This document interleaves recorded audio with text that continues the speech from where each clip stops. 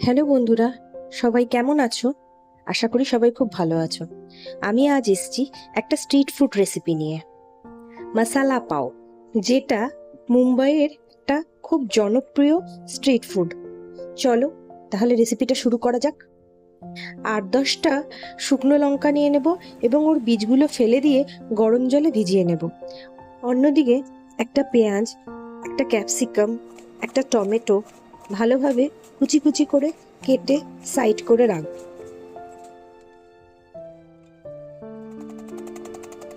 2-3টে লঙ্কা আর কিছুটা ধনেপাতা ভালোভাবে কুচি কুচি করে কেটে নেব। একটা মিক্সির বাটিতে কয়েক কোয়া রসুন এবং আগে থেকে ভিজিয়ে রাখা শুকনো লঙ্কা ও লবণ আর কিছুটা তেল দিয়ে ভালোভাবে একটা মিহি পেস্ট তৈরি করে রাখবো। এটাই মেন চাটনি বলতে পারো এই রেসিপির। এই চাটনিটা আমরা অনেক রেসিপিতে ইউজ করতে পারি, খুব টেস্টি হয়। যেহেতু এটা স্ট্রিট ফুড, এটা তাওয়ায় হয়, কিন্তু যেহেতু বাড়িতে অত বড় তাওয়া তো থাকে না, তাই একটা ছোট্ট প্যান নিয়ে নেব। সেই প্যানের মধ্যে একটু তেল ও সামান্য বাটার দিয়ে নেব। এবার প্যানের মধ্যে কেটে রাখা পেঁয়াজ দিয়ে নেব। ভালোভাবে ভাজা ভাজা হলে একটু নুন দিয়ে দেব এবং ওটা কিছুক্ষণ কালার চেঞ্জ হতে দেব। পেঁয়াজের কালার চেঞ্জ হয়ে গেলে ওতে কেটে রাখা ক্যাপসিকাম দিয়ে দেব এবং টমেটো দিয়ে দেব। এবার ভালোভাবে নাড়তে থাকবো এবং ভালোভাবে ভাজা ভাজা হতে দেব।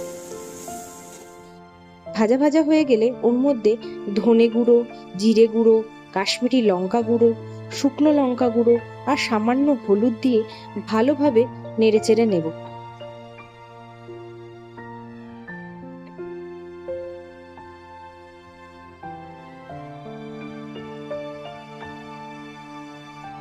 সবজিগুলো ভালোভাবে ভাজা ভাজা হয়ে গেলে যখন তেল ছেড়ে যাবে, তখন ঠিক তার মাঝখানটা একটু জায়গা করে নিয়ে ওই আগে থেকে বেটে রাখা চাটনিটা আর সামান্য একটু পাওভাজি মশলা দিয়ে ভালোভাবে নেড়েচেড়ে আবার সাঁতলে নেব।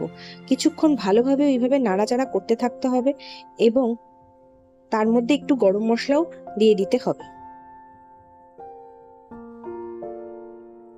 মশলাগুলো যখন তেল ছাড়া ছাড়া হয়ে আসবে, তাতে সামান্য জল দিয়ে আবার ভালোভাবে নেড়ে নিতে হবে এবং একটা স্ম্যাশার দিয়ে ভালোভাবে সবজিগুলোকে স্ম্যাশ করে নিতে হবে। ভালোভাবে মাখো মাখো হয়ে গেলেই ব্যাস তৈরি মশালা পাওয়ের মশালা। এবার একটা পাও নিয়ে ঠিক মাঝ বরাবর ভালোভাবে কেটে নিতে হবে।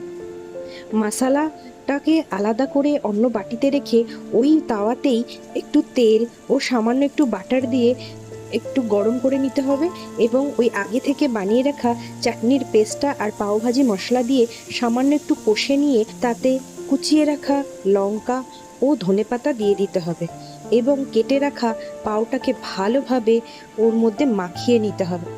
পাওগুলো ভালোভাবে সেঁকা হয়ে গেলে মাঝখানে ওই মশালার পুরটা দিয়ে দিতে হবে এবং 2 স্লাইস চিজ দিয়ে দিতে হবে। সামান্য চিজটা মেল্ট হয়ে এলেই রেডি মশালা পাও। একবার তৈরি করে দেখবেন বন্ধুরা, কেমন হলো কমেন্টে কিন্তু অবশ্যই জানাবেন। তাহলে আজ চলি, আবার পরে দেখা হবে নতুন রেসিপি নিয়ে।